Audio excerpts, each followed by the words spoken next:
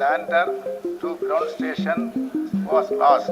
सितंबर 2019 चंद्रयान 2 के लैंडर विक्रम से ground station का संपर्क टूट जाता है। लैंडर विक्रम के क्रैश लैंडिंग से यह मिशन फेल हो गया। इसी अधूरी मिशन को पूरा करने के लिए चंद्रयान 3 के लैंडर विक्रम 23 अगस्त को मून के साउथ पोल पर सेफली लैंड करता है। We have achieved soft landing on the moon. India is on the moon. India is now on the moon.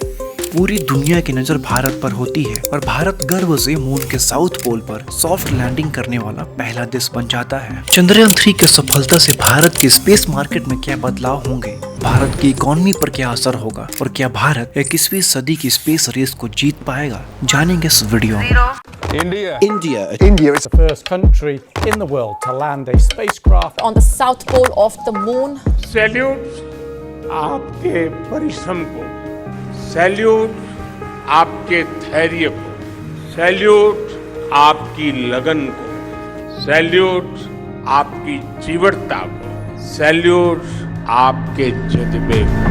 22 अक्टूबर 2008 भारत का पहला moon mission Chandrayaan 1 Satish Dhawan space centre Sriharikota से लॉन्च होता है। चंद्रयान 1 में Bharat, US, UK, Germany, Sweden और बुल्गारिया के 11 साइंटिफिक इंस्ट्रूमेंट्स लगे होते हैं। उनमें से एक नासा का M3 यानी मून मिनरलोजी मैपर और इसरो का मून इम्पैक्ट प्रोब भी होता है। यह मिशन 2 फेज में कंप्लीट होता है। 12 नवंबर को चंद्रयान 1 लूनर सरफेस से 100 किलोमीटर ऊपर मून के अराउंड ऑर्बिट करना स्टार्ट करता है। 14 नवंबर को मून इम्पैक्ट प्रोब चंद्रयान 1 से डिटैच होकर मून के साउथ पोल पर क्रैश लैंडिंग करता है। क्रैश लैंडिंग से पहले इम्पैक्ट प्रोब में लगे एक इंस्ट्रूमेंट को मून के सरफेस पर वाटर मॉलिक्यूल्स मिलते हैं। इस डिस्कवरी को नासा के M3 से कंफर्म किया जाता है। चंद्रयान 1 के सफलता के बाद मून के साउथ पोल को और एक्सप्लोर करने के लिए भारत का दूसरा मून मिशन चंद्रयान 2 22 जुलाई 2019 को लॉन्च होता है। इस मिशन का प्राइमरी ऑब्जेक्टिव होता है मून के सरफेस पर लैंडर विक्रम के सेफ और सॉफ्ट लैंडिंग करवाना, रोवर प्रज्ञान को ऑपरेट करके साइंटिफिक एक्सपेरिमेंट्स करना। चंद्रयान 2 के पहले सोवियत यूनियन, यूएस और चाइना, इन 3 कंट्रीज ने ही मून पर सॉफ्ट लैंडिंग अचीव किया था। 6 सितंबर 2019 लैंडर विक्रम मून पर लैंड करने से महज 2.1 किलोमीटर की ऊंचाई पर था। तभी ग्राउंड स्टेशन से इसका संपर्क टूट जाता है। सॉफ्टवेयर ग्लिच की वजह से लैंडर विक्रम क्रैश लैंड करता है और यह मिशन फेल हो गया। चंद्रयान 2 मिशन का कॉस्ट लगभग 978 करोड़ था। इसी अधूरे मिशन को पूरा करने के लिए 14 जुलाई 2023 को भारत का तीसरा मून मिशन चंद्रयान 3 लॉन्च होता है। 41 डेज के लंबे सफर के बाद जैसे जैसे लैंडर विक्रम मून की तरफ बढ़ता है, पूरी दुनिया की नजर भारत पर होती है।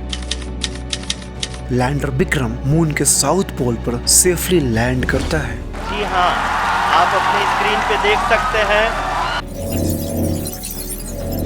लूनर सरफेस पर सॉफ्ट लैंडिंग इन 3 देशों ने भी किया है, पर मून के साउथ पोल पर सॉफ्ट लैंड करने वाला भारत पहला देश है। इसरो दुनिया का 6th लार्जेस्ट स्पेस एजेंसी है, जिसकी एफिशिएंसी और सक्सेस रेट एक्सेप्शनल है। इसरो अब तक 34 कंट्रीज के 381 सैटेलाइट्स लॉन्च कर चुका है, जिससे भारत को $279 मिलियन की रेवेन्यू अर्निंग हुई है। Indian space market currently $8 billion का है, जो पिछले कुछ सालों से 4% से ग्रो कर रहा है। मैकेंजी एंड कंपनी ने रिपोर्ट में बताया है कि ग्लोबल स्पेस मार्केट 2010 में $280 बिलियन का था, जो अब बढ़कर लगभग $447 बिलियन का हो गया है। 2030 तक ग्लोबल स्पेस मार्केट $1 ट्रिलियन तक बढ़ सकता है। ग्लोबल स्पेस इकोनॉमी में भारत का कंट्रीब्यूशन सिर्फ 2 से 3% का है। भारत सरकार 2030 तक इसे 10% तक बढ़ाना चाहती है, लेकिन जहां ग्लोबल स्पेस मार्केट एनुअल 2% से ग्रो कर रहा है, तो वहीं भारत का स्पेस मार्केट एनुअल 4% से ग्रो कर रहा है। चंद्रयान 3 के सफलता के बाद यह ग्रोथ और तेजी से होगा।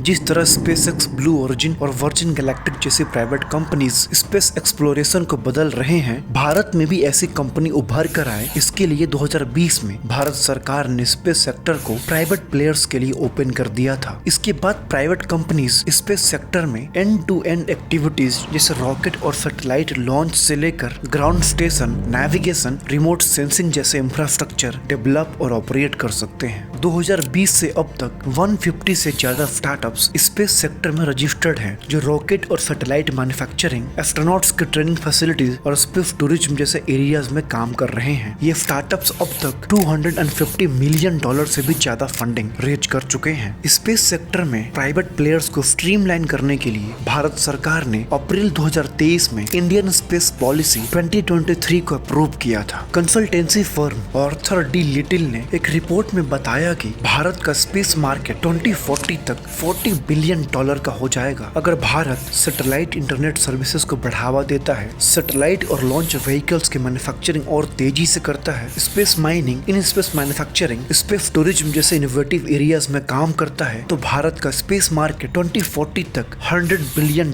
का भी हो सकता है। चंद्रयान 3 के सक्सेस के बाद भारत अब स्पेस पावर की तरह उभर रहा है। Bharat cost effective space mission और सैटेलाइट लॉन्च का हब बन गया है। चंद्रयान 3 के बाद भारत के स्पेस मार्केट को बूस्ट मिलेगा, नए स्टार्टअप्स आएंगे, इन्वेस्टमेंट बढ़ेगा। 2040 तक 3 मिलियन एडिशनल जॉब्स क्रिएट होंगे, जीडीपी की ग्रोथ रेट में बढ़ोतरी होगी और कुछ इस तरह Chandrayaan 3 will make India rich.